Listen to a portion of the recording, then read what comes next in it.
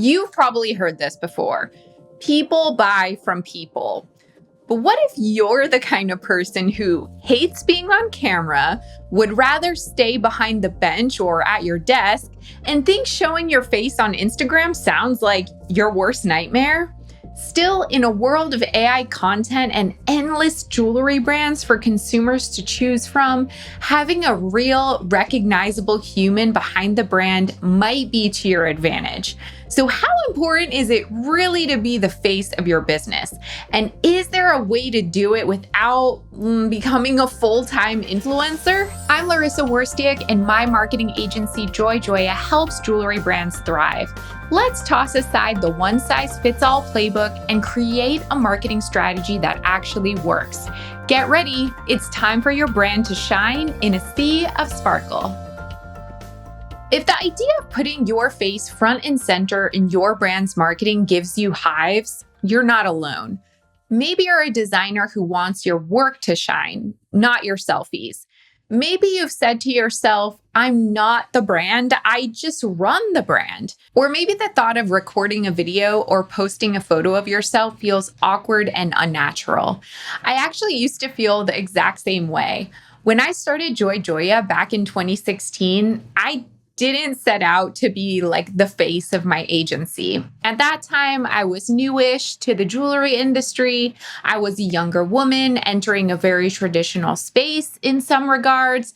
And I kind of figured that if I just showed up and did the work well, that should be enough, right? But over time, I did have kind of a reality check. If I really wanted to stand out and be taken seriously, especially in a crowded niche, I had to show up. I had to show my face. People needed to see me, hear me, trust me. But I didn't run into any of that with arms wide open. I dipped a toe in slowly, hesitating a lot. I launched my podcast originally in 2018 as audio only. That meant I didn't have to worry about lighting. I didn't have to get a camera. I didn't have to put makeup on. There was no pressure.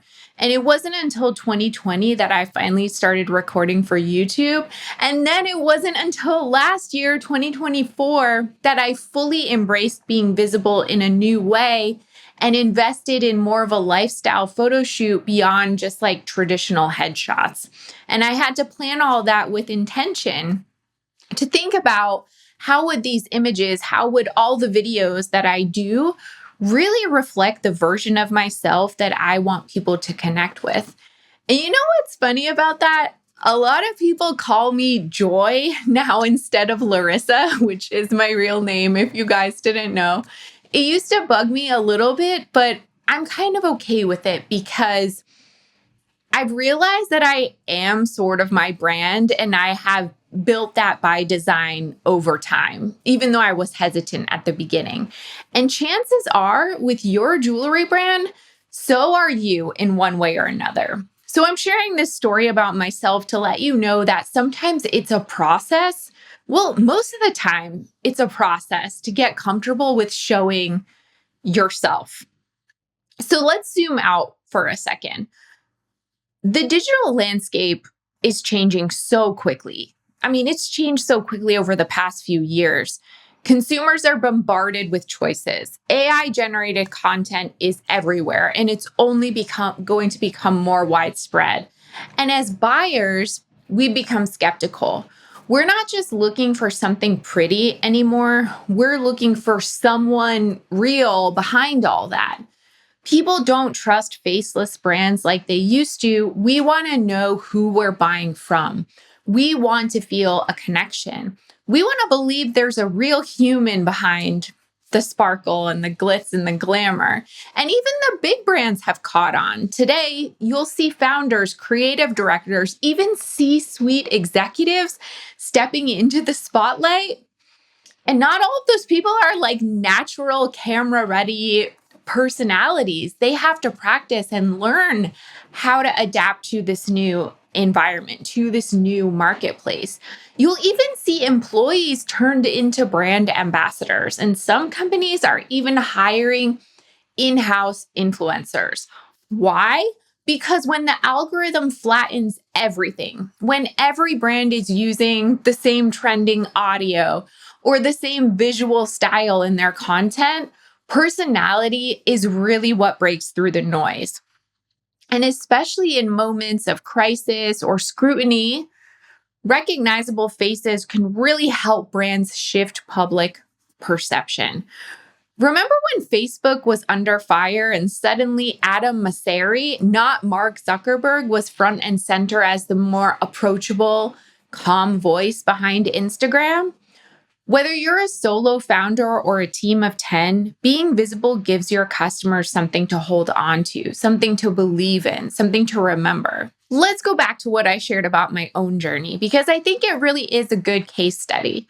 Looking back now in 2025, with hindsight, I realized something I couldn't have articulated when I was first easing into visibility. Each time I showed up more fully and committed to it, whether it was through my voice, through video, through visuals, then our brand trust deepened in ways that data alone could never explain.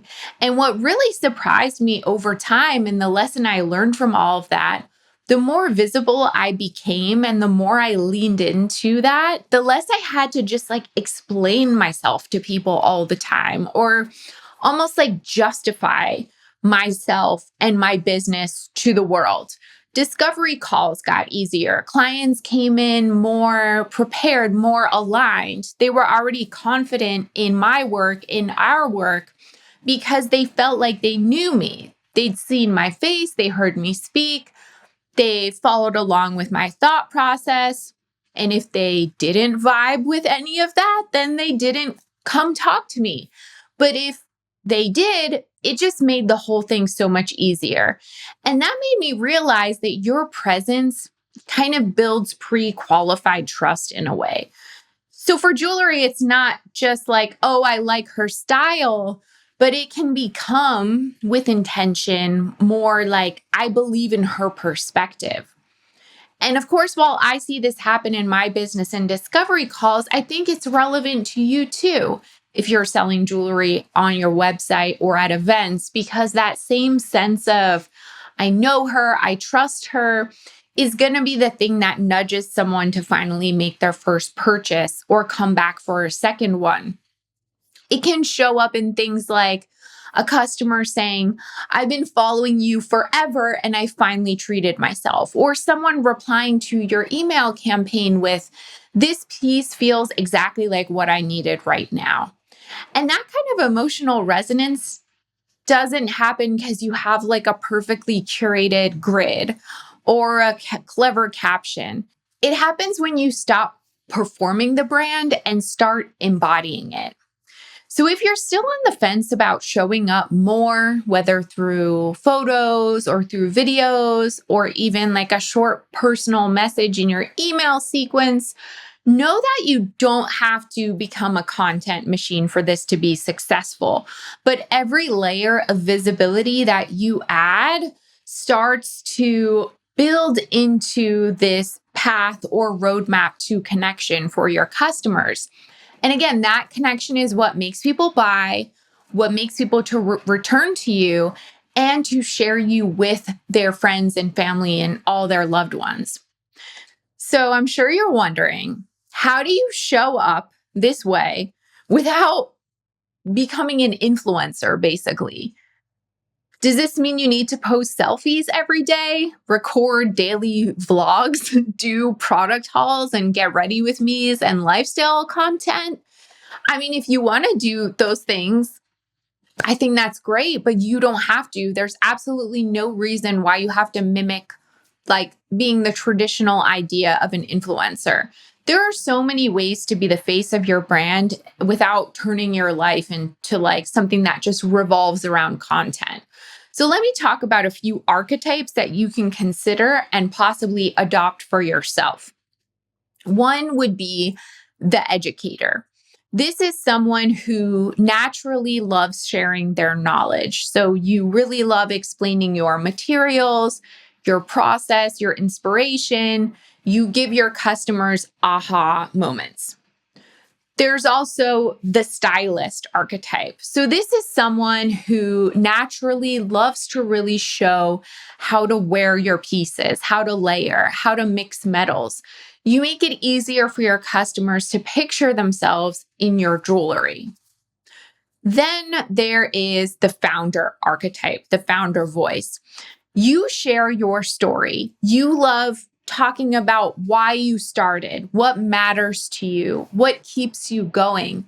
You give your customers a reason to root for you. There's also the trend commentator. So you love offering your take on what's happening in the industry and in fashion and style. You show your unique perspective and you help your customers feel in the know. Actually, as I was saying that, I thought of an Instagram account of someone who's been doing this really consistently lately. And that is the jewelry brand, the eponymous jewelry brand, Anne Sisteron. Hopefully I'm saying her last name right. But if you go check out her content on Instagram, you'll see lately she's been commentating on like trends, color stories, how to wear things. She even has hot takes about like the luxury industry in general and speaks to more current events. So if you want an example of that, that's a really good account to check out. Then there's the connector archetype. So you're someone who really goes deep on relationships. You reply to DMs, you add personal notes and packages, you send voice memos to your top customers, and you show up in a way that feels very like extra authentic. Like you are there to build relationships and you come to every interaction and every piece of content with that goal. And then there's the community host where this person really wants to bring people together. You are like the organizer. Maybe you host Q&As or create space for conversation, or you put the spotlight on your customers in your content. You don't have to do all of these. My hope is that one of these archetypes that I shared resonates with you, at least one, so that way you can pick the one that feels the most natural to you.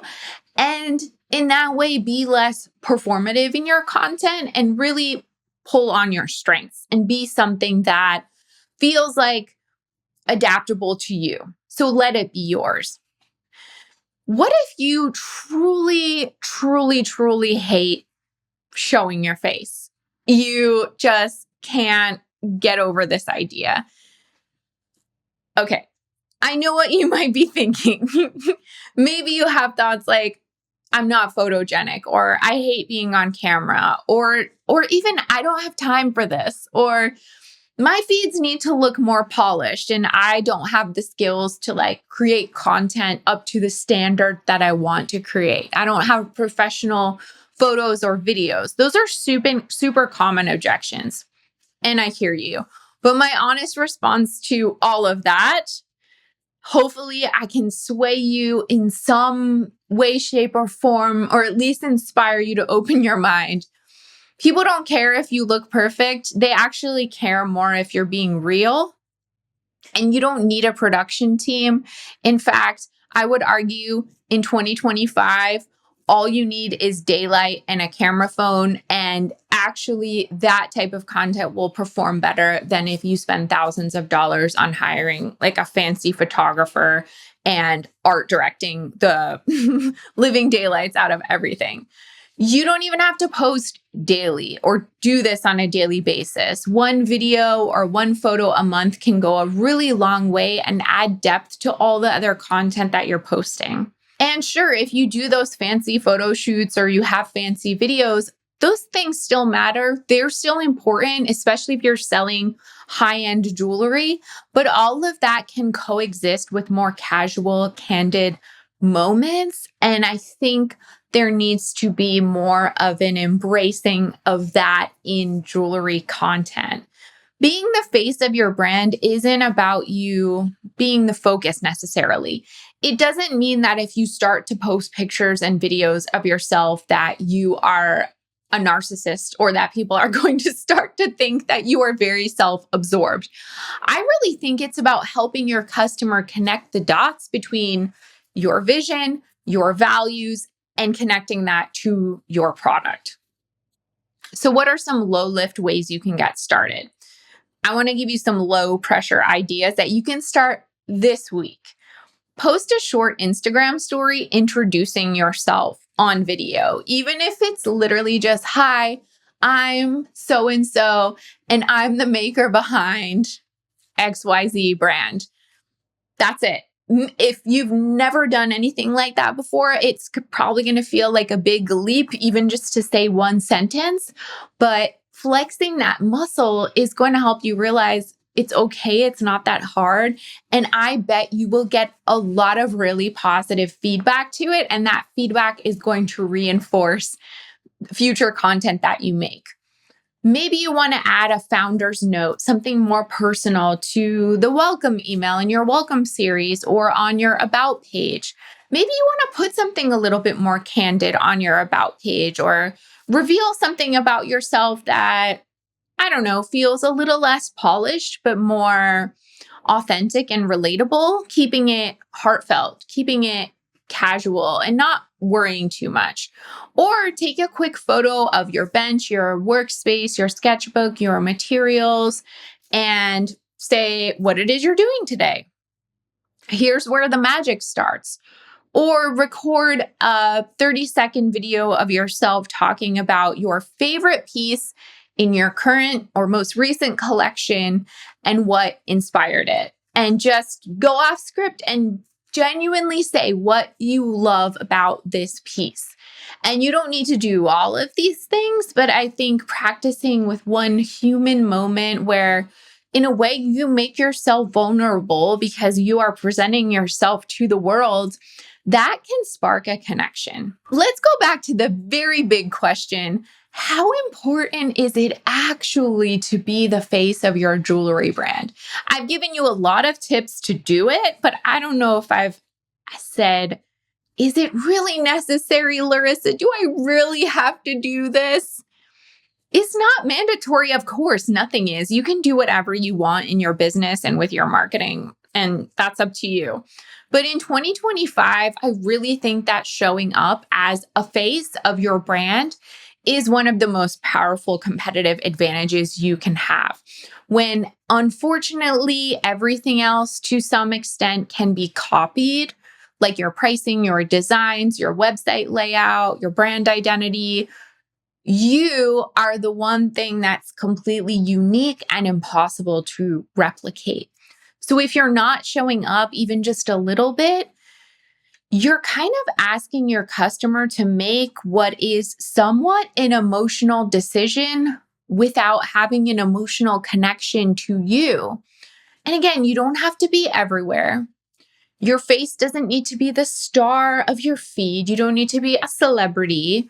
But if you're hiding altogether, you're probably missing a major opportunity to turn interest into trust and trust into loyalty. So long story short, you know what? Yeah, it matters. And it's not vanity, but it's clarity, connection, and can support long-term growth.